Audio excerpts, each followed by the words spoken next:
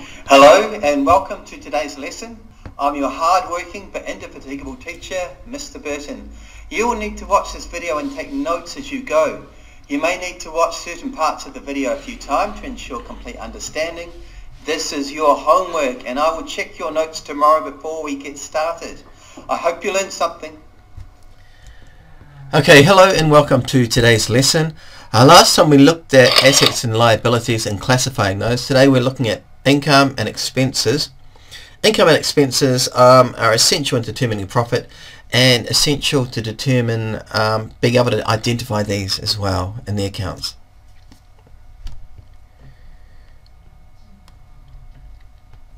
Okay, income, expenses and profit. Now, businesses are there to make a profit. That's what they aim for.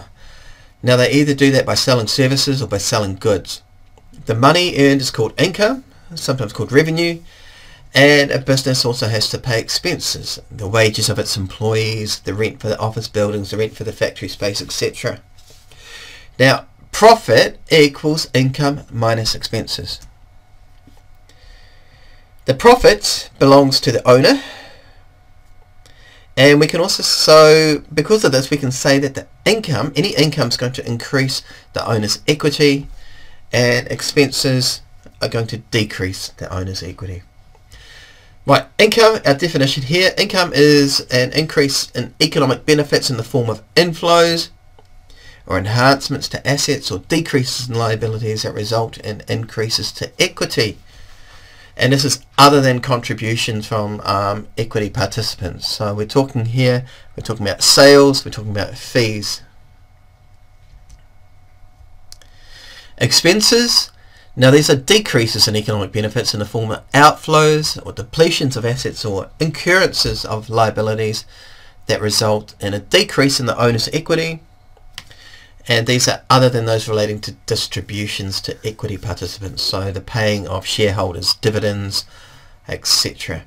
And examples of expenses are rent, advertising, salaries, wages, the electricity bill, etc, etc, etc.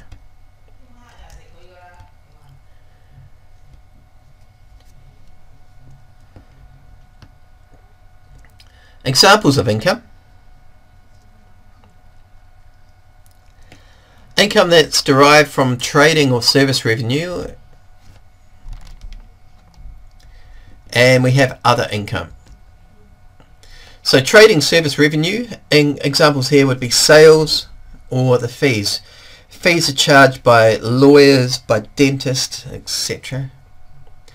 And examples of other income: discount received, commission received, interest received, any gain on sales of fixed assets, rent received, and dividends received from a business's investments in other companies.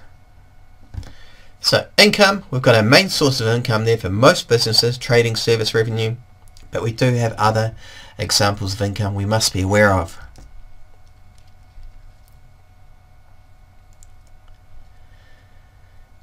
Expenses. Now we divide expenses up into a few different categories. The first is distribution costs.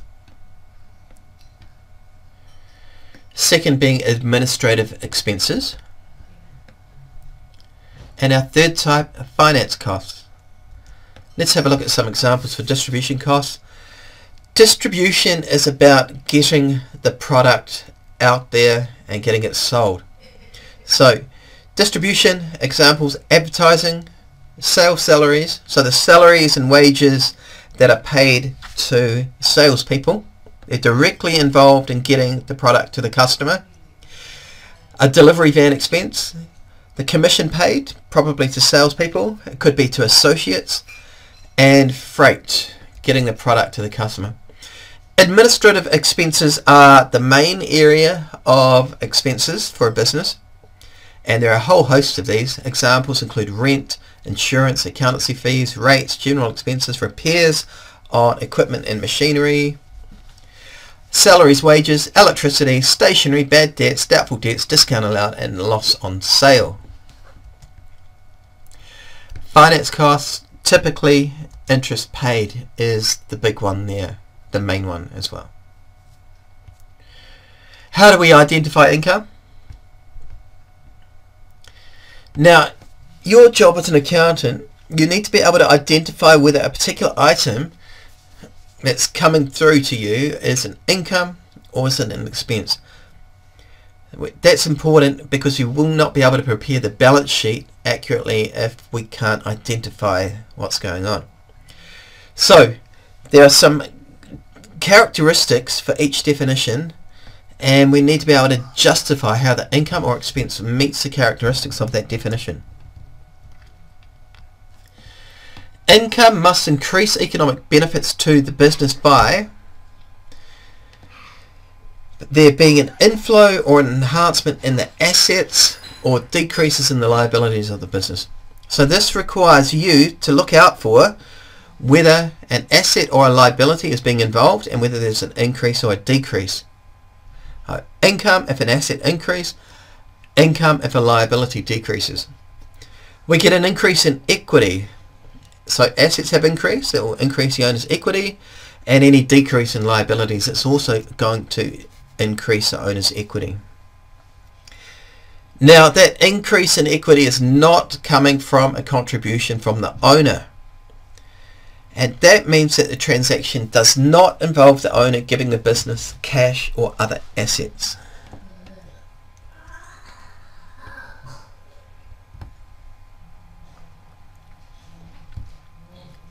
Expenses, identifying these. Expenses must decrease economic benefits by either being an outflow or reduction in the assets of the firm or increases in the liabilities of the firm. So this means that you need to look at whether an asset or a liability is involved and whether there's an increase or a decrease in either of those two. A decrease in equity, so the value of the company has gone down a little bit, so a decrease in equity either by assets decreasing or liabilities increasing. And in a similar vein to what we were looking at with assets, income, the decrease in equity is not something that's been distributed to the owner. So this does not involve the owner taking cash or drawings or any other sort of assets out of the business. That's not an expense, it's a different classification.